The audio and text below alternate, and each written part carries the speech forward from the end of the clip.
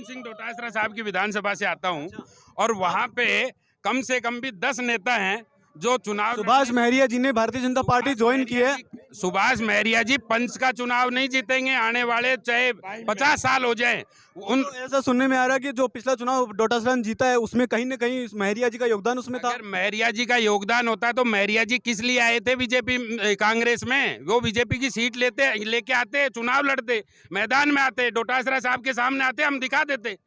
और सुभाष महरिया जी अपना खुद का स्थान वजूद बचाने की लड़ाई लड़ रहे हैं। सुभाष महरिया जी के पास में जमानत जब्त होगी लक्ष्मणगढ़ में। डोटासरा साहब 60,000 वोटों से चुनाव जीतेंगे लक्ष्मणगढ़ में। अभी 4-5 दिन पहले सभा हुई है, उस सभा का इतिहास बताऊं कि पहले बीजेपी वालों ने ऐसे तंबू ये टेंट लगाए थे, लेकिन बीजेपी वालों से आधा नहीं भरा। तो डोटासरा साहब को किसी ने राय दी, बोले साहब बीजेपी वालों के वो लगे हुए हैं, क्यों ना अपन भी उसी में कर लें। बोले कर लो, कोई बात नहीं, उसको किराया देना अपने को, उसको दे देंगे। तो आज उसकी हालात ये थी कि यहाँ पे कार्यकर्ता सम्मेलन है, राहुल गांधी जी आए हैं, मल्लिकार्जुन खड़गे साहब आए हैं, तो जरूर भीड़ ज्यादा होती है। लेकिन लक्ष्मणगढ़ में सेम ये के हालात थे। लक्ष्मणगढ़ में विकास के कार्यों के बारे में आप क्या कहना चाहेंगे? विकास के कार्यों में डोटासरा साहब ने सुभाष महरिया जी को और बीजेपी के तमाम नेताओं को ओपन चैलेंज किया है कि किसी भी गांव में ऐसा कोई गांव लेके आ जाओ जिसमें 1 किलोमीटर सड़क, कम से कम 1 किलोमीटर, कहीं 5 किलोमीटर बनी है, कहीं 10 किलोमीटर बनी है, कहीं 2 किलोमीटर बनी है। डोटासरा साहब ने चैलेंज किया है कि लक्ष्मणगढ़ पंचायत पूरी विधानसभा में किसी भी गांव में ऐसा गांव लेके आ जाओ जहां 1 किलोमीटर सड़क, गांव में कोई भी विकास कार्य नहीं हुआ हो। बीजेपी वालों की औकात नहीं है कि वो पूरे लक्ष्मणगढ़ में के डोटासरा साहब के ये कहना चाह रहे हैं कि एक तरफा जीत होगी, उनकी तरफा जीत होगी। 60,000। देखिए रितेश भैया, हमने समुद्र में रहकर हासिल की बड़ी आसानी से, तुम समुद्र में रहकर भी नहीं मिल सके पानी से। ये सियासत के लिए सबके हाथों में न थमाओ, पूरा मुल्क बिक जाता है एक शख्स की नादानी से। कौन है वो नादान शख्स? वो नादान शख्स कोई और नहीं, सिर्फ और सिर्फ देश का प्रधानमंत्री नरेंद्र मोदी है, जो तानाशाही करके इस पूरे देश के अंदर बादस्तूर हालात खराब किए जा रहा है। रितेश भैया, राजस्थान के इतिहास के अंदर आज की तारीख में 188 योजनाएं जो जमीन के ऊपर चालू है, सुचारू है, उनको अगर कोई चालू रखने वाला व्यक्ति है तो हमारे मुख्यमंत्री अशोक जी गहलोत है। और दूसरी चीज मैं आपको बता दूं, ये आज तक जो परिपाटी चलती है ये है कि एक बार बीजेपी और एक बार कांग्रेस। मैं आपको निश्चित तौर पे कह सकता हूं, हमारे कार्यों के द्वारा मैं आपको कह सकता हूं, हमारी नीति और रीति के द्वारा मैं आपको कह सकता हूं कि इस बार वापिस पुनः राजस्थान के अंदर कांग्रेस की सरकार। 2014 में और 2019 में 25 के 25 सांसद आपने भारतीय जनता पार्टी के जिता के भेजे हैं, क्या उनका लाभ मिला है? करे क्या जनता को? उनकी वजह से लाभ मिला है जो होना चाहिए विकास। हमला करवाया सिर्फ और सिर्फ 2019 की सत्ता पाने के लिए। मैं आपको फिर कह रहा हूँ, ये चुनाव आने वाले हैं, ये हो सकता है किसी बड़े नेता की हत्या करवा दे, ये हो सकता है वापिस ये हो सकता है हिंदू मुसलमान को लड़वा दे, हो सकता है वापिस ये तमाम हिंदुस्तान के जो सनातन धर्म से संबंध रखने वाले लोग हैं उसके अंदर वापिस से हिंदू मुसलमान की भावना को भर करके और ये चुनाव को भ्रमित करने। सनातन धर्म की आपने जहां बात की तो भारतीय जनता पार्टी के नेता अक्सर कहते हैं कि सनातन धर्म के लिए जो भी किया वो सिर्फ भारतीय जनता पार्टी ने किया। नहीं, ये सनातन धर्म के हैं, नहीं ये हिंदू के हैं। ये सिर्फ और सिर्फ हिंदुत्व के नाम पर सनातन धर्म हम हिंदू नहीं है, हम भगवान श्री राम को मानते हैं। वो चाहने वालों में बदहाली नहीं लाता, भजन उसके यहाँ बोलो कब बलि नहीं गाता। जिसने 5 एकड़ जमीन देकर दुनिया को बता दिया मेरे प्रभु श्री राम के दर से कभी कोई खाली नहीं जाता। हम श्री राम को नहीं मानते।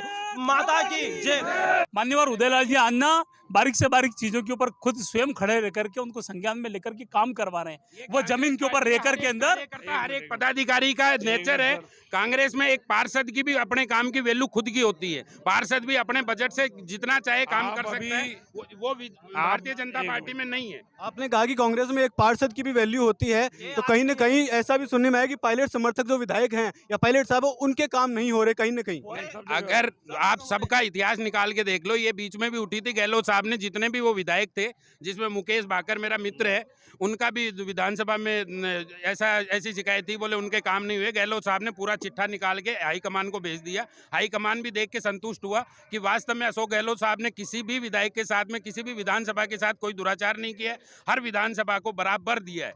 इसमें ये भारतीय जनता पार्टी के लोग सिर्फ और सिर्फ आपने कहा कि हर विधानसभा को बराबर दिया है, तो भारतीय जनता पार्टी के नेताओं की, मैंने विधायकों के इंटरव्यूज किए तो उन्होंने कहा कि हमारे साथ दोयम दर्जे का व्यवहार किया गया। कांग्रेस के जो विधायक हैं उनको बढ़िया कांग्रेस की रीति-नीति इससे अच्छा, कभी है ही इसी नहीं। बात पे मैं आपको एक बात बोलता हूँ।